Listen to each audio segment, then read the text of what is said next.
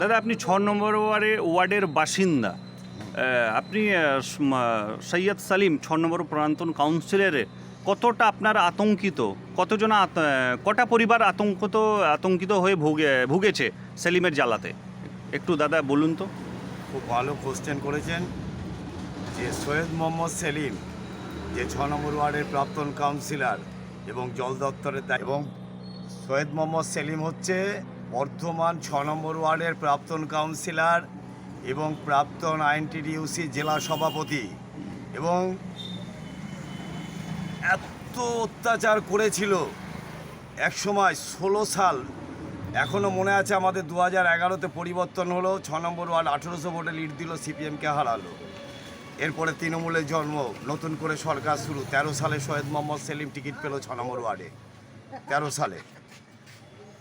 ঠিক 16 সালে বিধানসভার পর এই তৃণমূল দলটা হয়ে গেল পুরো তোলামূল।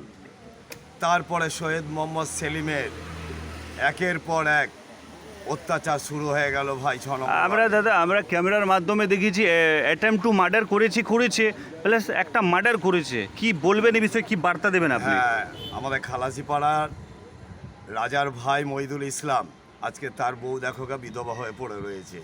সেলিম সেই ছেলেটাকে পিটিয়ে মেরে দিল। মানে উনি কি মার্ডার করেছেন? তার অপরাধ, হ্যাঁ, পিটিয়ে মেরে দিচ্ছে প্রকাশ্যে বিদ্যাপীঠের সামনে দাঁড়িয়ে। মানে কি বলবো, মহিদুলকে কিভাবে বিভৎস মার মেরেছিল। মানে সেই দিন শিবু ঘোষের জন্যই কিন্তু মহিদুল মারা গেছে। আর শিবু ঘোষের কথা যারা যারা শুনেছে, আজকে দুটো মেয়ে বিধবা হয়েছে। একটা হচ্ছে অশোক মাঝির বউ, আর একটা হচ্ছে মহিদুলের বউ। দুটো মেয়ে বিধবা হয়েছে। তারপরে দাঁড়ান, আমাদের বিজয় সিং ওর বাড়িতে কিভাবে যে অ্যাটাক করেছিল। আচ্ছা, আমরা শুনেছি 6 নম্বর ওয়ার্ডে মানে খুব অত্যাচার কৃষ্ণা সিংয়ের পরিবারকে সেলিম করেছে, মারধর করেছে, এখন পর্যন্ত মেয়েকেও ছাড়িনি। আর কৃষ্ণা সিংকে অ্যাটেম্প টু মার্ডার পিটিয়ে মারার অভিযোগ। কি বলবেন এই বিষয়ে, কি বার্তা বলবেন আপনি 6 নম্বর ওয়ার্ডের একটা বাসিন্দা হয়ে, কি বলবেন আপনি? কৃষ্ণা বিজয়রা একটাই প্রতিবাদ করেছিল, সেলিম এত হারে তোলাবাজি করেছে। প্রধানমন্ত্রীর আবাস যোজনার নামে টাকা তুলেছে, ঘর দেয়নি। শৌচালয়ের টাকা তুলেছে, শৌচালয়ের পর এক চাকরি দেবার নাম করে। বিজয় সিংয়ের অপরাধ যে এরা প্রতিবাদ করেছিল ভাই। এরপরে কৃষ্ণা সিংকে তুলে নিয়ে এসে খালাসিপাড়া ওই সেলিমের পার্টি অফিসে এত মার মেরেছিল, জানি না ছেলেটা কি করে বেঁচে গেল। আঙ্গুলগুলো ভেঙে দিয়েছিল। তার বাড়িতে পরিবারকে ছাড়েনি, বিজয় টিজয় কাউকে ছাড়েনি ভাই, অজয় টজয় সবকে মেরেছে। তাহলে মানে তার মহিলাদেরকে মেরেছে, ঘর বাড়ি ভাঙচুর করেছে, 3টে মোটরসাইকেল জ্বালিয়ে দিয়েছে। এবং দিলীপ চক্রবর্তী বলে একজন আছে, বুড়িপুকুরে কালী মন্দিরে পূজারি, মেন্স ইউনিয়ন করতো সিপিএমের রেলের স্টাফ, তাকে পর্যন্ত তো রেলের ইউনিয়নটা করছে, তাকে নিয়ে এসে মন্দির থেকে নামিয়ে এসে তাকে মেরেছে। পুরো একদম 16 থেকে নিয়ে 19 পর্যন্ত সেলিম বহু অত্যাচার করেছে, বহু। তারপরে আবার 19 থেকে চলে এলো আর এক ঘোষ, নাম হচ্ছে শিবু ঘোষ, ওই মদন মিত্র ছাত্রটা হচ্ছে আর এক অত্যাচার। ও জিজ্ঞাসা করুন কি করেছে। ও যে কাজটা করেছে, মানে সেলিম আর শিবু মানে ভয়ঙ্কর অত্যাচারী এরা। মানে আমি বলবো যে আজকে আমাদের পশ্চিমবাংলায় যত পৌরসভা আছে, 6 নম্বর ওয়ার্ডের মতো পৌরসভা কোথাও নেই। এখানে 2টো মার্ডার হয়েছে, একটা অ্যাটেম্প টু মার্ডার হয়েছে, লুট হয়েছে, বহু হারে তোলাবাজি হয়েছে। দেখুন 1 কুইন্টাল প্রায় 1.5 কুইন্টাল ওজন হয়ে গেছে সেলিমের। 60 কিলো ওজন ছিল ভাই। একটা বাড়িকে কিনে নিল দাঁড়িয়ে 45 লাখ টাকা দিয়ে। কোথায় টাকা পেলো? জল দপ্তরে ছিল, এত ট্যাঙ্কি এলো, ওই ট্যাঙ্কিগুলো যত করা হয়েছে পাইপলাইন, কিসের জল? ওই টাকাটাও ধার করে দিয়েছে। আর এখন যে সরকার এসছে ভাই, কি বলবো তোমাকে, খুব ভালো সরকার এসছে, আইনের শাসন। কেননা সিপিএমের সময়, তৃণমূলের সময় দেখে গেলাম আমরা মদের কাউন্টার আর লটারি কাউন্টার, আর এখন এসছে ইনকাউন্টার। সকালে জমা নিচ্ছে, বিকালে খরচা করছে, সন্ধ্যাবেলায় হিসাব দিয়ে দিচ্ছে।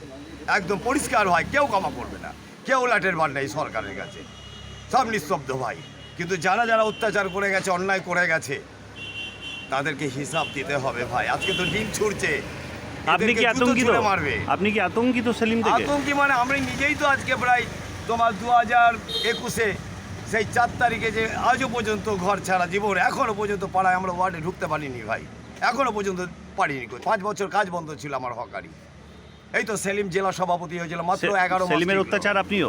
প্রচুর। আমাকে তো পিটিয়ে মেরে দিত বোধহয়। কৃষ্ণার জায়গায় আমারও ছিল মার। কেন? খারাপ কাজ নয়, এদের কাছে হচ্ছে প্রতিবাদ করলেই তোমাকে মার খেতে হবে ভাই, এত বাজে নোংরা ছিল ভাই। আর তার সঙ্গে কটার জুটে ছিল এই মনিকা টনিকা বাচ্চা সব কটা দিয়ে নোংরা। সেলিম অ্যারেস্ট হয়েছে। অ্যারেস্ট হয়েছে ভালো কথা, ও যেন জেল থেকে না বেড়ায়, বড়বাবুকে বলবো। কি চাইছেন আপনার? সেলিমের আমরা বিরুদ্ধে কি চাইছি যে শাস্তি ওখানে চাইছেন? থাকুক, শিবু সেলিম পাপু এরা বেরোলেই শেষ হয়ে যাবে, মানে জনগণ এদেরকে শেষ করে দেবে, এর মধ্যে কোনো বিজেপি কেউ আসবে না ভাই। এটা সাধারণ মানুষের ক্ষোভ, যারা অত্যাচারিত হয়েছে, অত্যাচারিত তাদের ক্ষোভ ভাই, কেন তাদের প্রচণ্ড হারে ক্ষোভ। কি করেছে ওরা 6 নম্বর ওয়ার্ডকে জানেন না ভাই? দুটো মেয়েকে বললাম না বিধবা করেই দিয়েছে ভাইয়েরা। আজও পর্যন্ত মহিদুল ইসলাম আর অশোক মাঝির বউ কাঁদছে, যান আজ পর্যন্ত কাজ পায়নি। কে দিয়েছে? খোকন দাস। ও তো বাংলার মধ্যে সব থেকে বড় তোলাবাস ছিল, যেটা মৌমিতা বিশ্বাস হারিয়ে দিয়েছে। ম্যাম ঠিক করেছে, ওকে আরও ভোটে হারানো হবে, সামনে বারে দাঁড়াতে পারবে না রে ভাইয়েরা। আর কোন কার কলেজে যাবো আমরা? হ্যাঁ, এত ভালো দল, একটা সুশাসন এসছে, এখন দাঁড়াও। মানে আপনারা শাস্তি চাইছেন সেলিমের শাস্তি? সেলিম বলতে কি, যারাই অন্যায় করেছে, ছোট বড় মাঝারি, কাউকে ক্ষমা নয়, কাউকে ক্ষমা নয়। এরা কি অত্যাচার করেছে আপনারা জানেন না? 21-এ সেলিম অত্যাচার করেনি?